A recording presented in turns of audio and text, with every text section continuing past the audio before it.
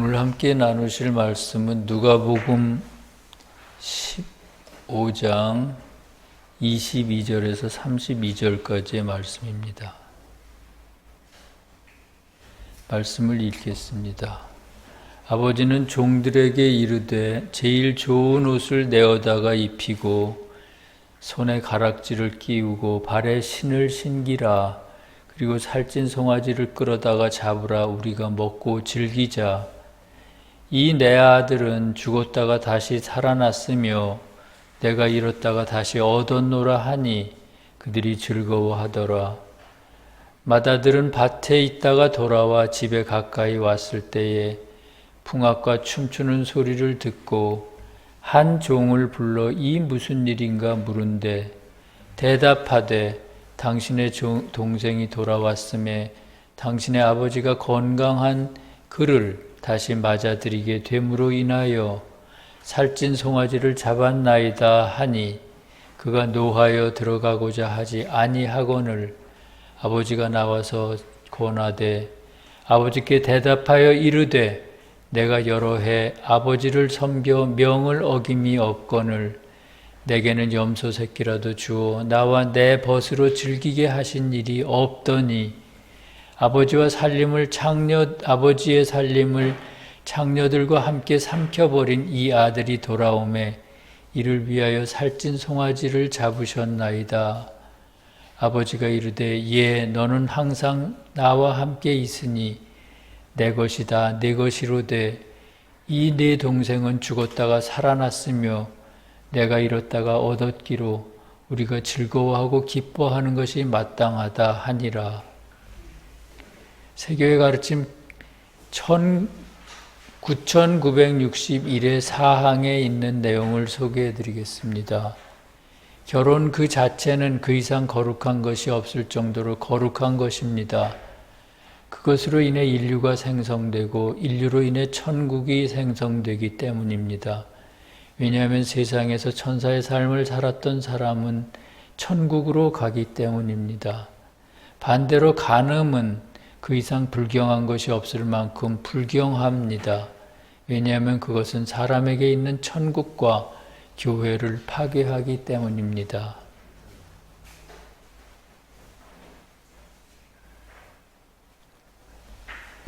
오늘 말씀을 읽으면서 저의 어린 시절 생각이 났습니다.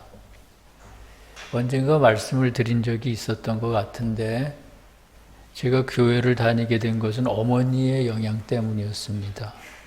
당시 어머니가 다니시던 교회는 일반 교회들과는 교리가 달랐습니다.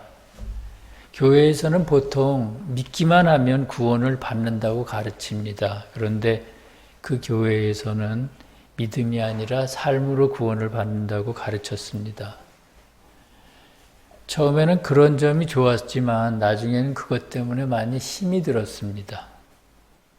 그러니까 저에게는 중고등학교 시절이었는데 그때는 호기심이 참 많을 때였죠. 친구들과 영화도 보러 가고 싶었고 또 이성 친구도 만나고 싶었을 텐데 거기서는 그것을 대부분 금했습니다. 그러다 보니 별거 아닌 일에도 죄의식을 느껴야 했습니다. 그러다가 어떤 계기로 해서 그 교회를 떠나게 되었는데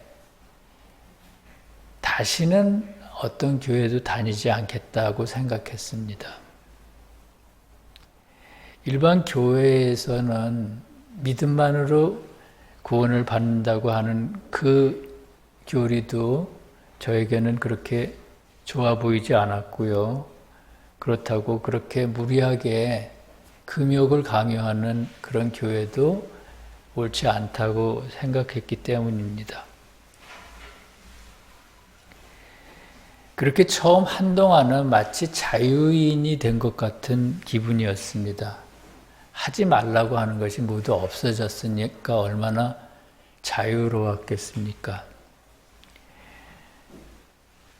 그런데 얼마 안 있어 그런 것들이 진정한 자유가 아니라는 것을 깨닫게 됐습니다. 그래서 다시 이제 참된 신앙을 찾아다녔고 그렇게 해서 찾은 것이 바로 지금 새교회의 신앙입니다. 개인적인 경험과는 여러모로 다르지만 오늘 본문의 이야기도 하나님을 떠났다가 다시 하나님께로 돌아오는 사람에 대한 내용입니다. 먼저 22절과 23절에서는 주님께서 돌아온 아들을 어떻게 대하시는지를 보여줍니다. 본문의 말씀은 이렇습니다. 아버지가 종들에게 이르되 제일 좋은 옷을 내어다가 입히고 손에 가락지를 끼우고 발에 신을 신기라. 그리고 살찐 송아지를 끌어다가 잡아라.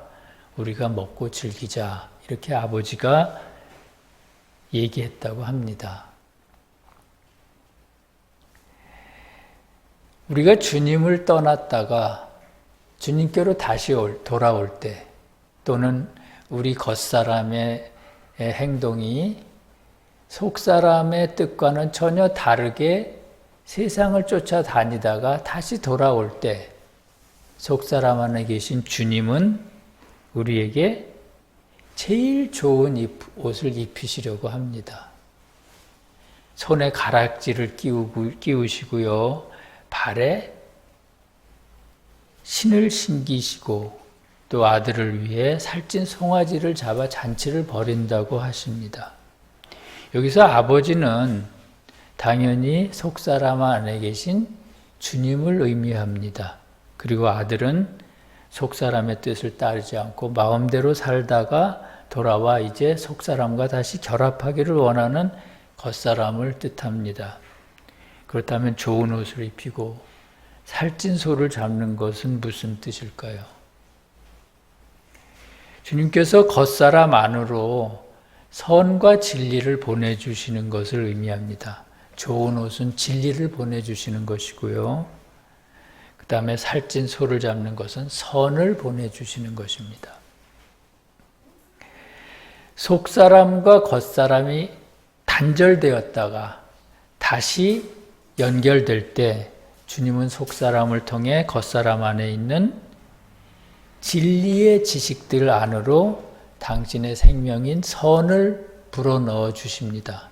그때 그 지식들이 살아나 진리로 변합니다. 죽은 것 같은 지식들이 진리가 되는 것입니다. 그러므로 살찐 소를 잡는 것은 지식들 속으로 선이 흘러 들어가는 것이고요. 좋은 옷을 입히는 것은 그때 그 지식들이 진리로 변하는 것을 의미합니다. 또 가락지를 끼워주신다고 했는데 가락지는 보통 결혼식 때 배우자들끼리 서로 나눠 끼는 것이 가락지 아닙니까? 대개는. 그래서 여기서 가락지는 속사람과 겉사람의 결합을 의미합니다. 다시 말하면 속사람 안에 계신 주님과 우리가 결합을 하는 것이죠.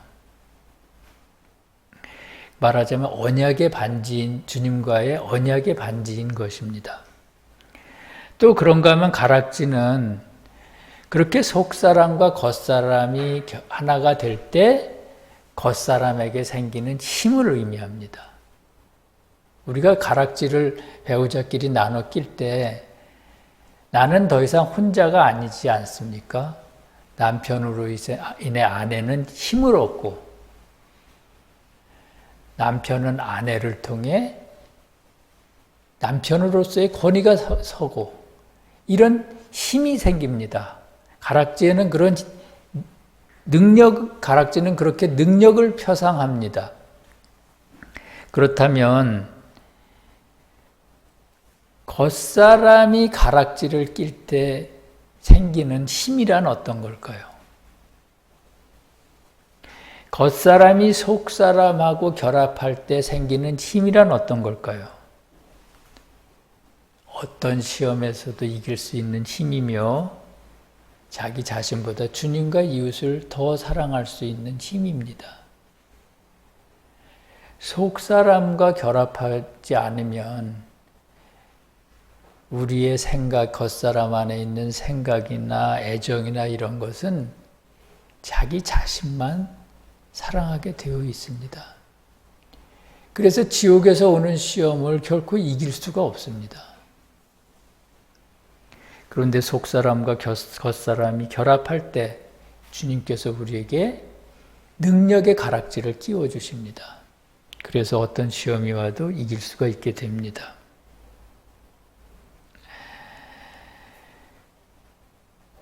말씀에는 또 아들의 발에 신을 신겼다고 했습니다. 말씀에서 발이나 신은 겉사람 안에 있는 더러운 것들을 뜻합니다. 자아에 속한 욕망이나 그런 아주 이기적인 마음, 이런 것들이 다 신이며 발입니다. 그래서 주님께서 모세를 처음 만나실 때 첫 말씀이 신을 벗으라고 하셨습니다. 주님 앞에 나올 때는 온갖 더러운 것들을, 더러운 생각이나 더러운 애정들을 버리고 정결한 마음으로 주님 앞에 나오라는 뜻이었겠죠. 그런데 여기서 주님은 신을 신겼다고 하셨는데, 여기서 신은 속사람과 겉사람이 결합함으로 인해서 정화된, 깨끗하게 된 겉사람을 의미합니다. 왜냐하면 속사람으로부터 흘러들어오는 선하고 진실한 것을 통해서 겉사람이 정화되기 때문입니다. 그것은 마치 주님께서 베드로와 그 제자들에게 발을 씻지 아니하면 나와 결합할 수 없다, 나의 제자가 될 수 없다라고 말씀하신 것과 비슷한 의미입니다. 그래서 여기서 신은 주님께서 신겨주시는 신은 우리 겉사람의 불결한 것들이 깨끗하게 정화되는 것, 깨끗해지는 것, 그런 상태가 바로 주님께서 신겨주시는 신입니다. 그 모든 것이 겉사람과 속사람이 결합할 때 이루어지는 일들입니다. 그래서 주님께서는 돌아온 아들에게 좋은 옷을 입히시고 손에 가락지를 끼워주시고 그리고 새로운 신을 신겨주시고 살찐 소를 잡아서 기뻐하셨습니다. 24절에서 아버지가 내 아들이 죽었다가 다시 살아났다고 말했습니다. 겉사람이 주님 앞에 회개하여 속사람과 결합할 때 죽었던 상태이던 겉사람이 다시 살아납니다.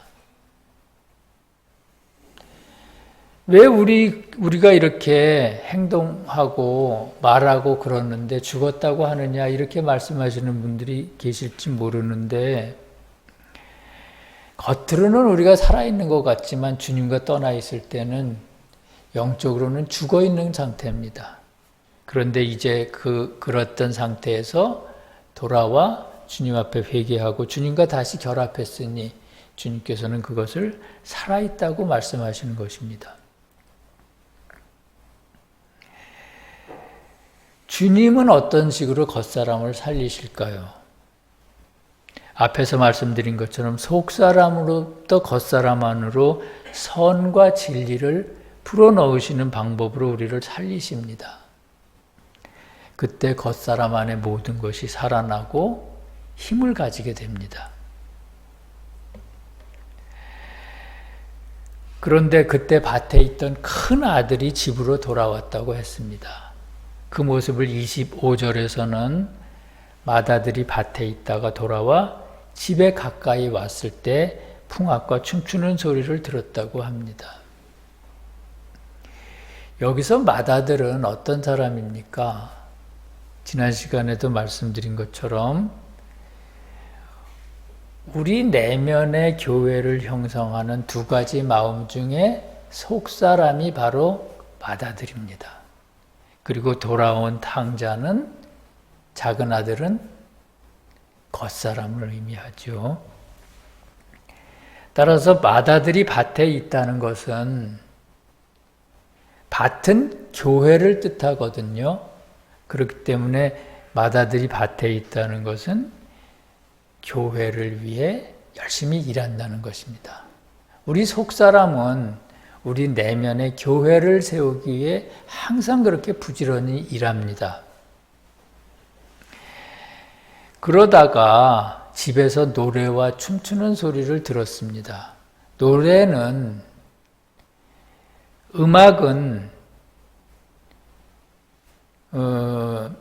선과 진리, 주님께서 우리에게 선과 진리를 주실 때 그 선과 진리에서 비롯한 기쁨을 의미합니다. 우리가 예배에서 악기를 연주하고 찬송을 하고 그러는 것은 다 주님이 주시는 선과 진리에 대한 기쁨의 표현입니다. 감사함의 표현입니다. 말씀에서 보통 현악기는 진리를 의미하고요. 진리 또는 진리에서 비롯한 기쁨을 의미하고요. 그 다음에 관악기는 선을 의미합니다. 그래서 음악은 주님이 주시는 선과 진리에 대한 감사와 그것에서 나오는 기쁨의 표현입니다. 춤추는 것도 같은 의미입니다. 그래서 여기서 노래와 춤추는 소리는 속사람으로부터 겉사람 안으로 선과 진리가 흘러 들어갈 때 선과 진리로 인해 겉사람 안에 기쁨이 넘치는 것을 의미합니다. 그런데 그 모습을 보고 마다들이 화를 냈다고 했습니다. 속사람이 자기의 역할을 다해서 겉사람이 그렇게 선과 진리로 변화될 때 얼마나 기쁘겠습니까? 우리 마음속에 속사람이 본래 하고자 했던 그 목적, 이루어지는 것이니까요. 교회를 이루는 그 목적이 이루어지는 것이니까 얼마나 기쁜 일입니까? 그런데 속사람이 그것을 보고 화를 냈다고 합니다. 29절과 30절에서는 마다들이 화를 내는 이유를 이렇게 설명합니다. 내가 여러 해 아버지의 명을 어김이 없거늘 내게는 염소 새끼라도 주어 나와 내 벗으로 즐기게 하신 일이 없더니 아버지의 살림을 장녀들과 함께 삼켜버린 이 아들이 돌아오매 이를 위하여 살찐 송아지를 잡으셨나이다. 마다들이 이렇게 아버지께 성을 냅니다.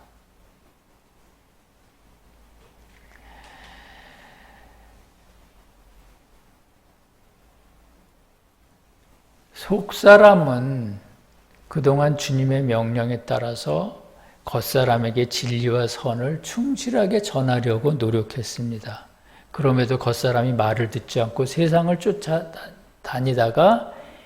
다니고 그렇게 해서 자기가 가지고 있던 선과 진리들을 모두 더럽힌 다음에 지금 돌아왔습니다.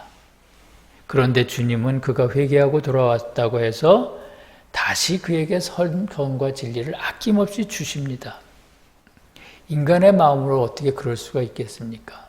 괘씸해서라도 다시는 보지 않겠다고 생각하겠죠. 지금 마다들이 그런 마음을 품고 있는 것입니다.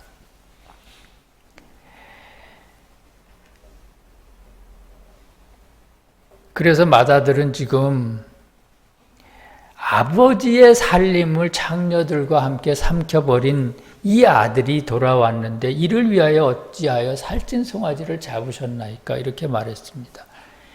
장녀들과 함께 삼켜버렸다는 것은 그가 가지고 있던 아버지의 재산, 즉 선과 진리를 모두 더럽혀버린 것을 의미합니다. 모두 잃어버린 것을 의미합니다.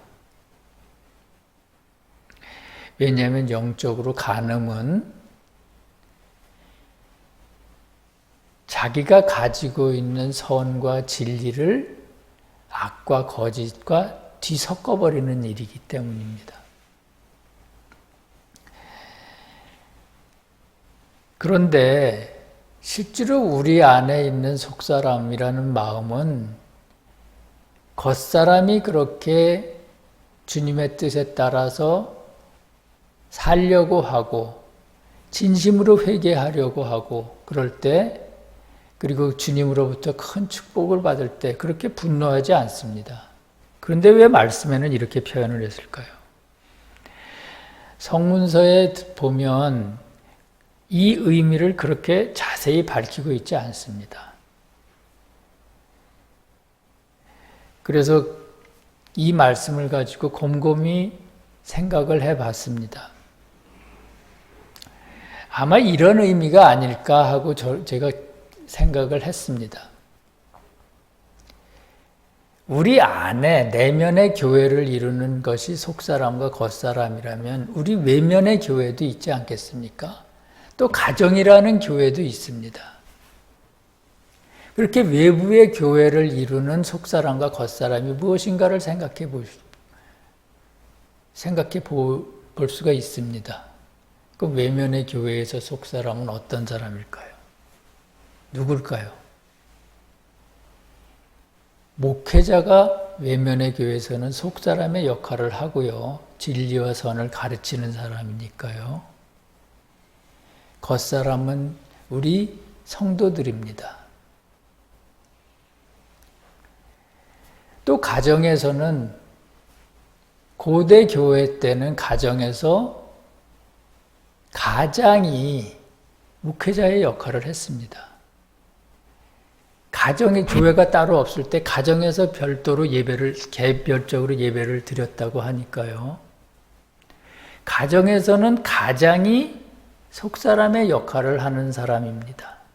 그리고 아내와 자녀들이 겉사람의 역할을 하는 사람들입니다. 목회자나 가장들은 보통 어떻습니까?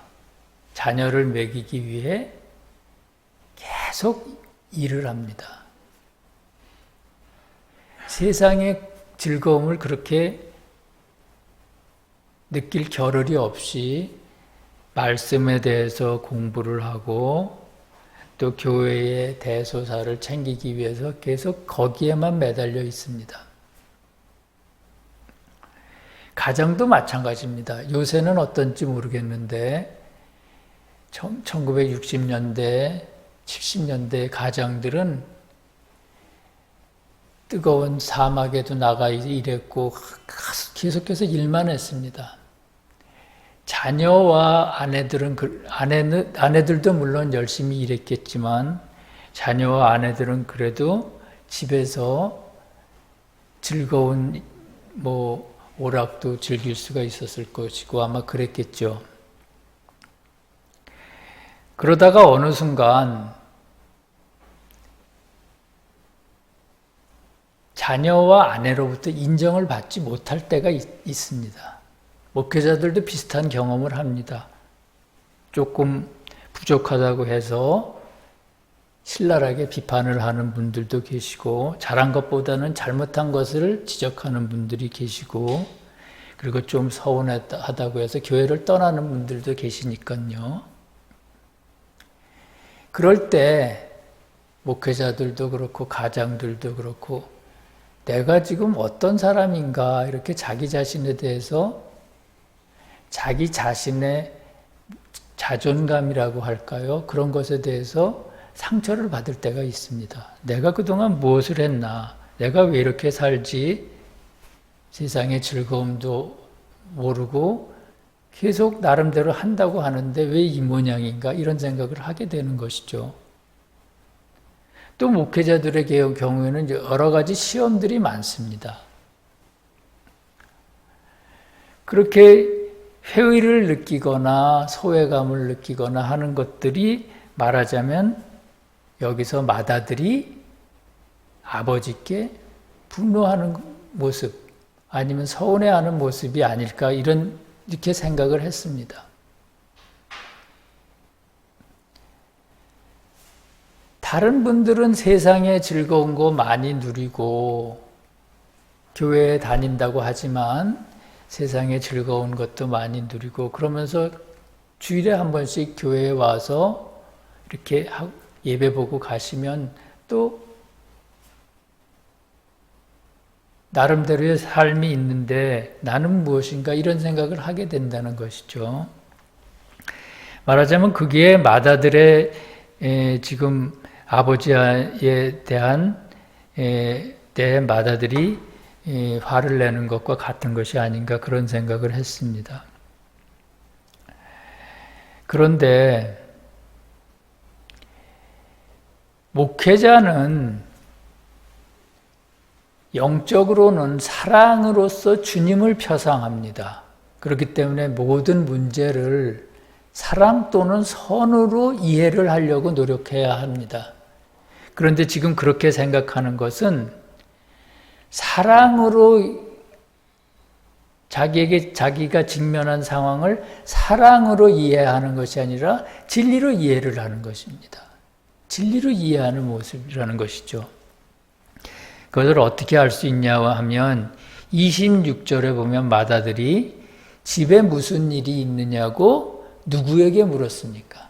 종에게 물어봤다고 했습니다. 종은 말씀에서 종은 여러 가지 의미가 있지만 여기서는 진리를 뜻합니다. 그러니까 종에게 물어봤다는 것은 자기에게 직면한 상황, 교회의 상황이든 여러 가지 상황을 진리를 통해 이해하려고 하는 모습입니다. 그럴 때 자기의 현실에 대해서 화가 나기도 하고 자괴감을 느끼기도 한다는 것입니다. 그래서 마다들은 아버지에게 내가 여러 해 아버지의 명을 어김이 없거늘 아버지의 명에 어김이 없었거늘 내게는 염소 새끼라도 주어 나와 내 벗으로 즐기게 하신 일이 없지 않습니까? 이렇게 서운함을 표시했습니다. 그때 주님께서 어떻게 말씀하셨을까요? 1절과 32절 말씀입니다. 예, 너는 항상 나와 함께 있으니 내 것이 다 내 것이로다. 네 동생은 죽었다가 살아났으면 내가 잃었다가 얻었기로 우리가 즐거워하고 기뻐하는 것이 마땅하다. 이렇게 말씀하셨습니다. 주님께서는 마다들에게 내 것이 다 내 것이로다. 이렇게 말씀하셨습니다. 그러면서 네 동생은 죽었다가 다시 살아났으니 우리가 기뻐하는 것이 마땅하지 아니하냐. 이렇게 말씀하십니다. 사랑하는 성도 여러분, 주님께서는 마태복음 9장 13절에서 나는 의인을 부르러 온 것이 아니요 죄인을 부르러 왔다고 하셨습니다. 또 누가복음 15장 4절 이하에서는 99마리의 양을 들여두고 한 마리의 양을 찾으러 다니신다고 그렇게 말씀하시기도 하셨습니다. 이 말씀을 읽으면서 많은 사람들이 주님은 선한 사람보다 죄인들을 더 챙기신다고 생각할 수 있습니다. 그러나 주님은 특별히 누구를 더 챙기거나 누구를 덜 챙기시지 않습니다. 다만 병든 자에게 주님의 손길이 더 필요할 뿐입니다. 세상에 주님 앞에 온전한 사람은 하나도 없습니다. 누구나 어느 만큼은 주님 앞에 병자입니다. 그러므로 주님이 돌아온 탕자에게 옷을 입히시고 가락지를 끼우시고 신을 신기실 때 그것을 질투하거나 시기하면 안 됩니다. 우리 주변에 여러 성도들이 있죠. 틀림없이 거듭나고 매일같이 발전하는 분들이 있습니다. 영적으로. 나는 왜 나름대로 노력하는데 저분처럼 그렇게 되지 못하나 이런 마음이 들 수가 있습니다. 그러나 그럴 필요 없다는 것입니다. 우리도 그의 거듭나고 영적으로 성장함에 있어서 우리도 함께 노래를 부르고 춤을 춰야 합니다. 왜냐하면 그것이 곧 우리 안에 있는 탕자가 치유되는 모습이기도 하기 때문입니다. 주님은 우리가 보는 다른 어떤 사람에게만 그렇게 치유하시고 성장시키시지 않습니다. 눈에는 보이지는 않지만 그에게 하시듯이 우리 안에 있는 어떤 병도 그렇게 계속해서 치료해 주시고 그리고 상처를 아물게 하시고 새살을 돋게 하십니다. 그렇기 때문에 비교할 필요도 없고 시기할 필요도 없습니다. 성도들이 목회자를 시기할 필요도 없고 목회자가 성도들을 서운해할 필요도 없다는 것입니다. 우리는 그런 의미에서 주님 앞에 하나입니다. 다른 한 사람이 성장할 때 교회가 성장하고 교회가 성장하면 우리 자신이 또 성장합니다. 그래서 남과 내가 나를 가르는 것은 옳지 않습니다. 속사람과 겉사람이 하나가 되어서 주님의 교회를 만드는 것처럼 우리들도 모두 각자의 위치에서 그렇게 하나가 되어야 하겠습니다. 주님의 그런 은혜가 서울세교회 모든 성도들과 진리를 사랑하는 모든 이웃들과 함께하기를 간절히 기도합니다. 내 이름을 경외하는 너희에게는 공의로운 해가 떠올라서 치료하는 광선을 비추리니 너희가 나가서 외양간에서 나온 송아지같이 뛰리라. 아멘. 기도하시겠습니다. 사랑과 자비의 주님 감사합니다.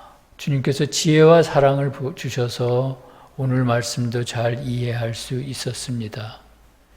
주님을 떠나 세상의 욕심을 채우며 살던 우리가 주님께 돌아왔을 때 주님은 좋은 옷을 입히시고 가락지를 끼우고 새 신을 신기신다고 하셨습니다. 주님 부족한 우리들에게도 진리와 선을 주시고 주님과 항상 결합하여 떨어지지 않도록 지켜주시옵소서. 저희들의 생각과 의지가 더는 세상을 바라보지 않고 주님과 주님의 나라만을 바라보도록 축복하여 주시옵소서. 주님, 저희 교회의 모든 성도들이 각자의 위치에서 매일 거듭나게 하시옵고 거듭날 때 서로 기뻐하고 축복하게 하옵소서. 나라와 권세와 영광이 우리 주 예수님께 영원히 쌓옵나이다. 아멘.